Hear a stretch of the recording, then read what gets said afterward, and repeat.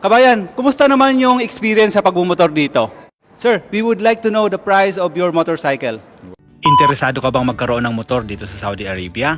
Tara, samahan niyo ako dahil naimbitahan ako ng official launching ng TVS dito sa Riyadh, Saudi Arabia. Hello, boss. I'm good, thank you. Napakaraming tao nga ang dumalo para masaksihan ang pagbubukas ng bagong kumpanya ng mga motorsiklo dito sa Saudi. السلام عليكم ورحمة الله وبركاته. استطاع منه يجي يحتفل بينا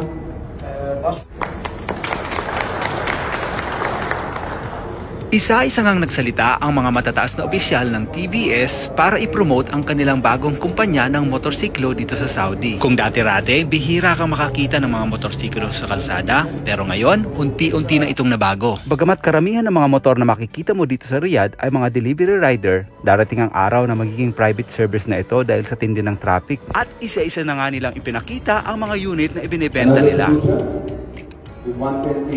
At nalaman ko na rin yung madalas na itanong sa akin kung paano ito babayaran. Dahil kung kukuha kayo ng hulugan, pwede nyo itong bayaran sa Tabi at Tamara. Isa itong sistema ng pagbabayad dito sa Saudi na walang hassle. At matapos ang kanilang ceremony, nagkaroon ako ng chance na makausap ang kanilang sales representative kung magkano nga ba ang motor nila dito.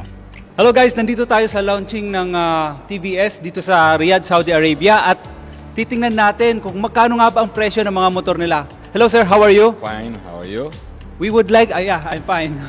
We would like to know the price of your motorcycle. Welcome. My name is Ahmad Arafa. We can start with Apache with 310. Okay, okay sir.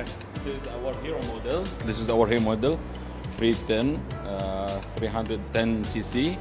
The price of this is starting, this one variant, the price is 23,075 with the VAT. We have another one. This is Apache 160. The price will, with VAT, this is 160cc. The price with VAT 9,735.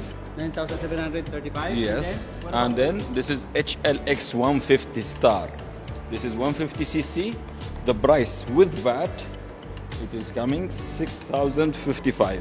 6,055. Yes. And what about We have two scooty. yeah, two-seater? First one, Jupiter.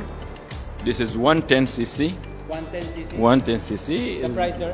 The price is 7,300 with VAT. Oh, okay. So what Okay. about this one? This is Ntorq, Ntorq? 125cc. The price 8,585. All right. All these prices with VAT till today.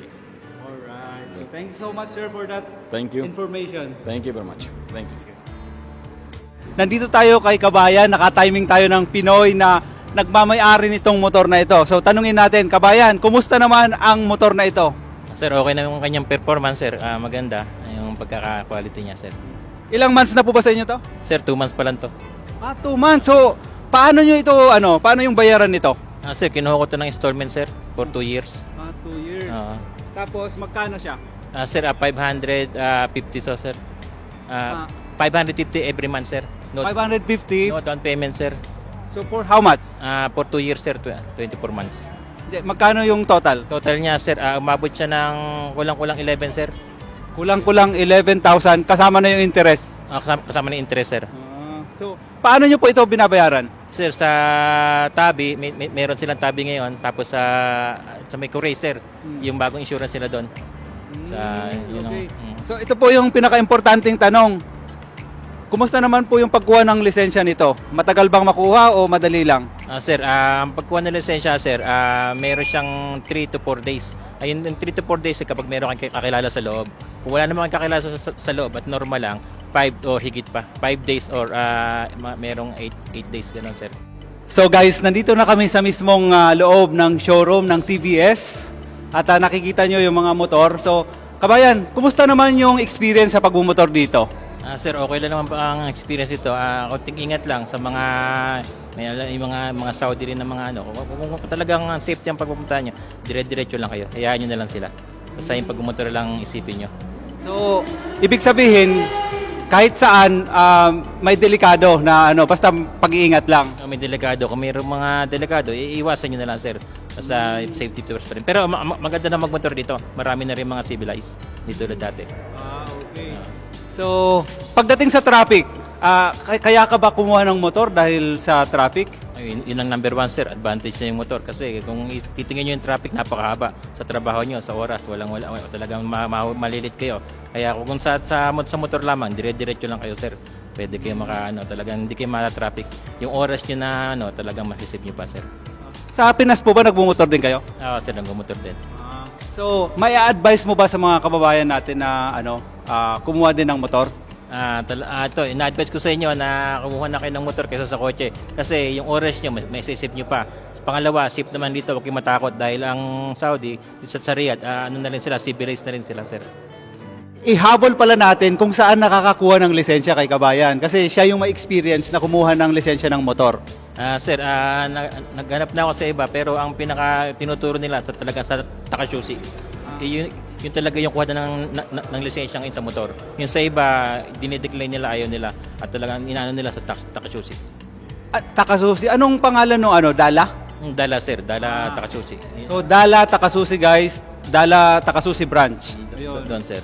Doon lang sila pumunta tapos magka-schedule lang sila or appointment.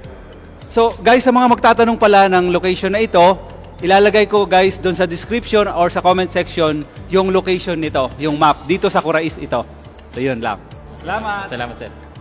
Matapos nito, ibinida naman nila ang kanilang mga motor sa publiko. Sa mga magtatanong, meron nga din pala silang branch sa Dammam at saka sa Jeddah. So paano mga Oragon, hanggang dito na lang muna. Para sa ibang mga katanungan, comment down below o kaya naman bisitahin nyo ang kanilang mga branch para makita nyo ng personal ang kanilang mga motor at para makausap nyo na rin ang kanilang mga sales representative para sa buong detalye.